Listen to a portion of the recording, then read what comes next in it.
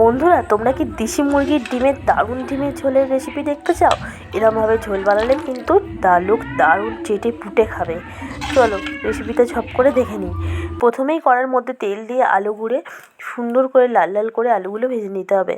ভালো করে আলুগুলো ভেজে নেওয়ার পরে এইদিকে ডিমগুলোও কিন্তু সিদ্ধ করে নেব। ডিমগুলো সিদ্ধ করার পরে আলুগুলোকে লাল লাল করে ভেজে তুলে নিয়ে ওই কড়ার তেলের মধ্যে পেঁয়াজ কুচি, কাঁচা লঙ্কা দিয়ে ভালো করে ভেজে নেব।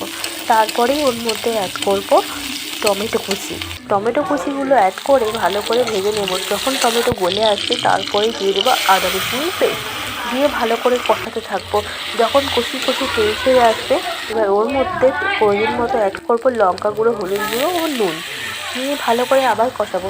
তারপরেই অ্যাড করে দেবো ধনেপাতা দিয়ে অ্যাড করার পরই তারপরে এবার দেবো ভেজে রাখা আলুগুলো দিয়ে আবার কষাবো।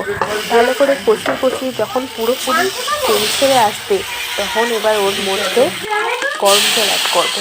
গরম জল অ্যাড করে আমরা আলুগুলোকে সিদ্ধ হতে ঢাকা দিয়ে দেবো কিছুক্ষণের জন্য। তো এইদিকে ডিমগুলোর খোসা ছাড়িয়ে নুন হলুদ মেখে ডিমগুলো ভালো করে ভেজে নেব।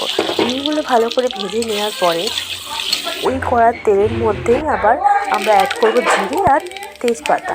তারপরে আবার ডিমের ঝোলটা দিয়ে দেবো। দেখো, দুবার ধরে কিন্তু তরকারিতে ফোড়ন দেওয়া হয়, তরকারির টেস্ট কিন্তু হয় দ্বিগুণ। তারপরে ভেজে রাখা ডিমগুলো দিয়ে দেবো। যখন ঝোলটা পুরো রেডি হয়ে গেছে, এবার দিয়ে দেবো গরম মশলা। ব্যাস, দারুণ হবে। এরমভাবে বানিয়ে